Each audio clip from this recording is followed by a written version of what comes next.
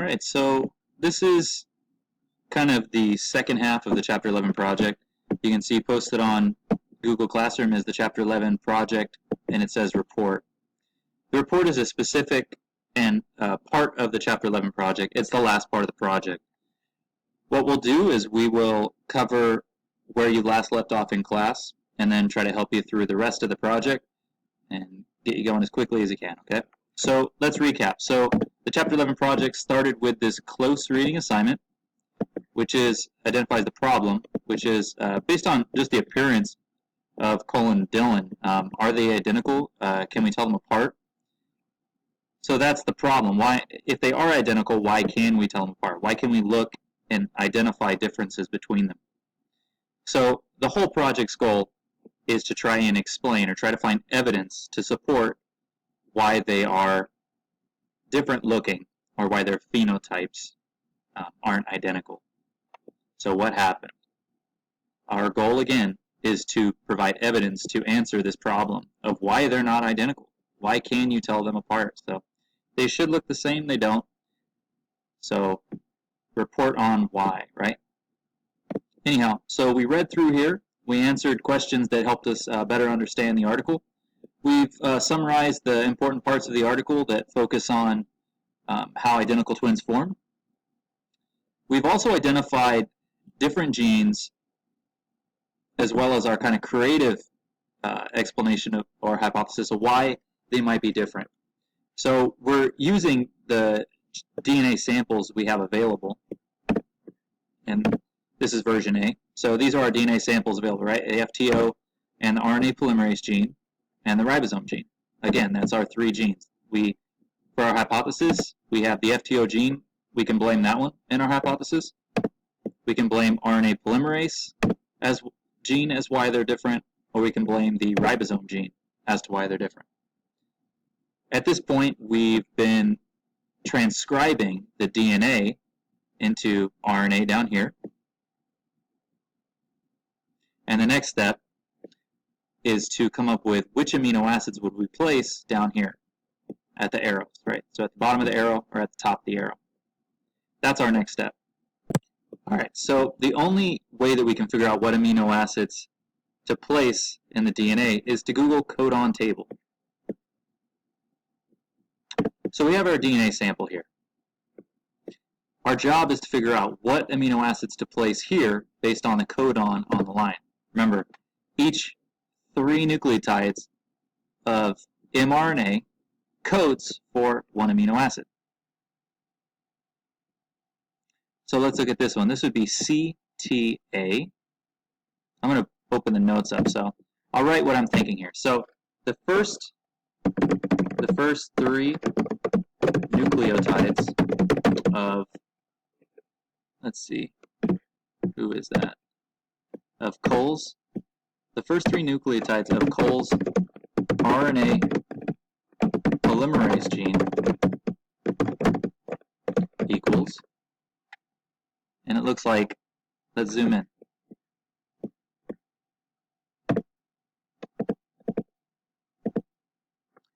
Is CTA.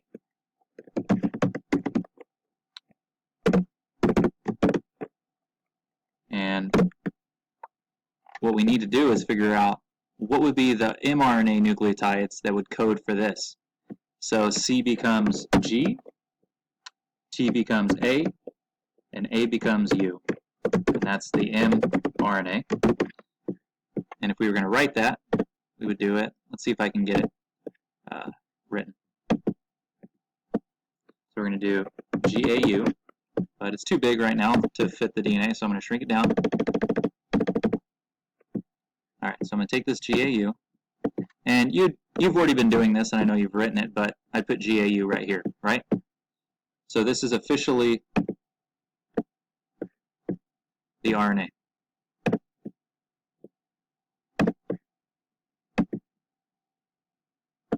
So this is DNA.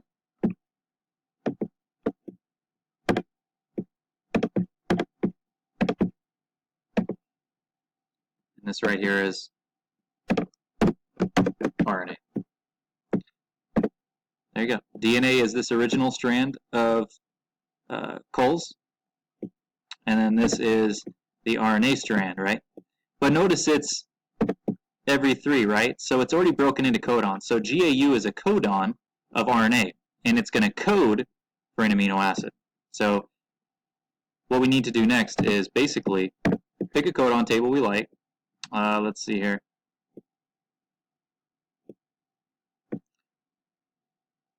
Well, see if this one works.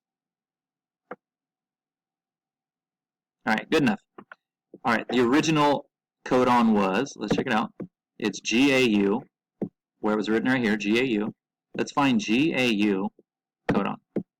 All right, so GAU is TYR. It's tyrosine, so it's the tyrosine amino acid.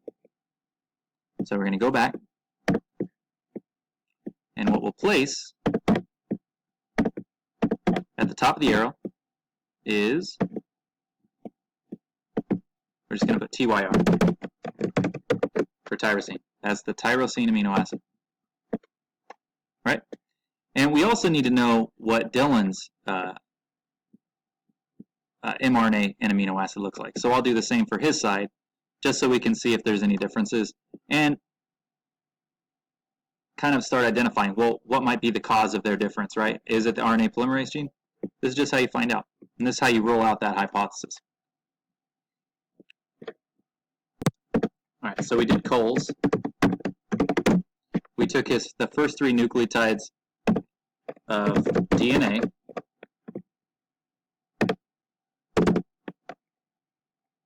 and made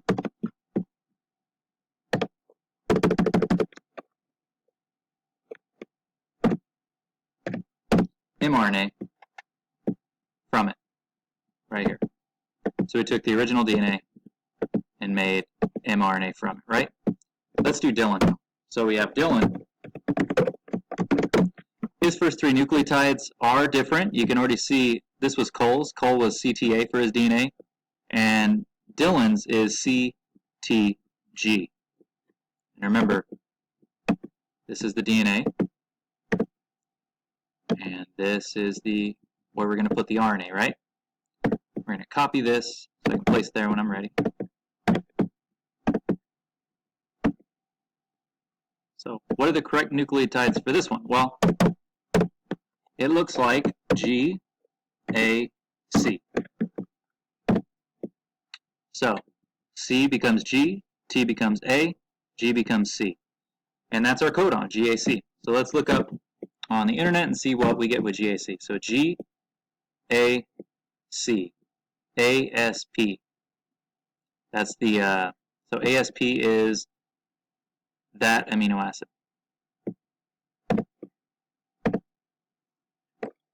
So we took the first 3 nucleotides of DNA, and that was CTG,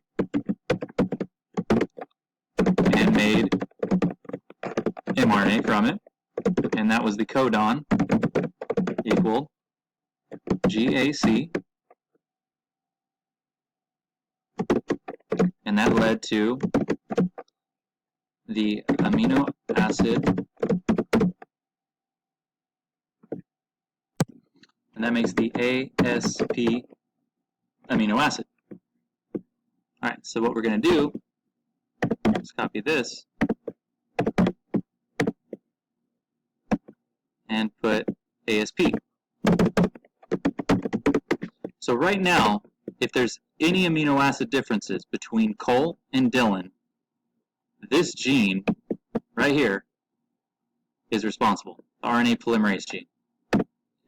Looking right now, we have a TYR amino acid and an ASP amino acid. That is a real difference between these genes. And I have to double check my results, but if these results are right, I've just found evidence to support that their RNA polymerase gene is in fact different between the 2 twins. And we might be able to say that's why they look different, because even though they're supposed to be identical, they're making different proteins from their genes, or their genes are different. Alright, so let's just double check this. So we have GAU, and let's go back to the codon table, make sure I did it right. So we have GAU.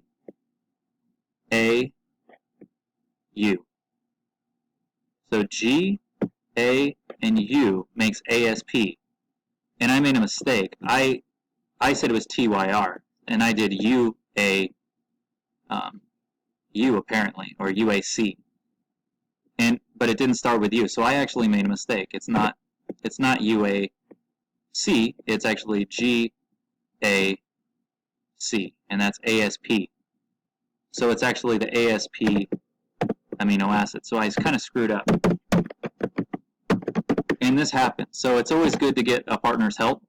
But you can see now that after confirming that, I changed GAU to actually ASP, so I made a mistake. Now let's look at, so let's make sure that GAU and GAC codons both code for the ASP amino acid. So let's go back and double check.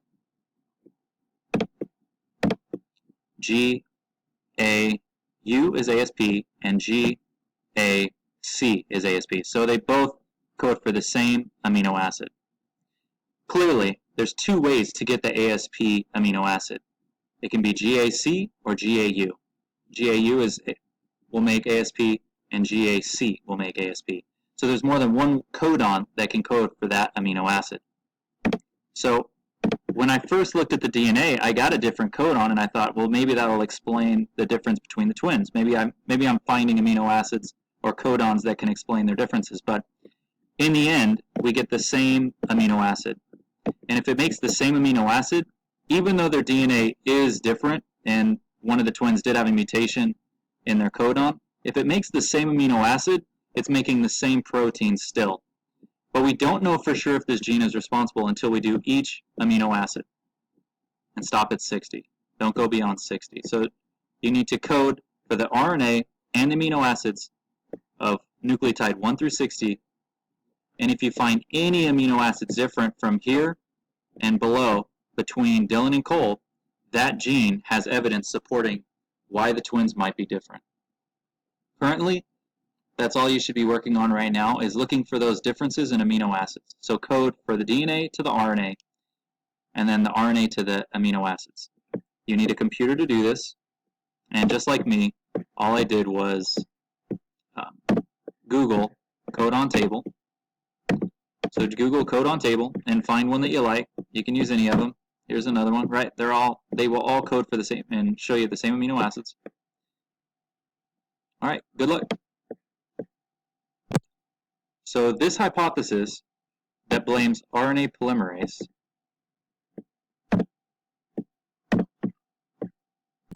so currently we cannot determine if this hypothesis is correct or not, because we still have to finish the rest, right? So you already know, you've already gotten started by transcribing the DNA into the RNA, right? So you got to do it for both brothers, one at a time. Make sure that you zoom in when you need. Zoom in so that you can tell the difference between a G and a C. If you want to practice, here you go. C-T-A, C-A-G, T-A-G, C-G-A, C-G-C, G-C, T-G-C. If you can guess those just like I just did, you're well on your way. Continue to do mRNA codons on these blanks, just like we did here together. Continue to determine the amino acids. And if this gene eventually has an amino acid up here for Cole, different than Dylan, then you, in fact, have a hypothesis with support and evidence. And if you do, don't forget to give it your approval, because if that's the case, then, for example, this gene potentially is why the brothers look the way they do and are different. All right, do it for each gene. Continue on. Each gene being, of course, the FTO gene, RNA polymerase, and the ribosome, right? Your three genes. Make sure you don't confuse your version with someone else's, because everybody has different versions. Once you get there, your next step will be to go to the project report.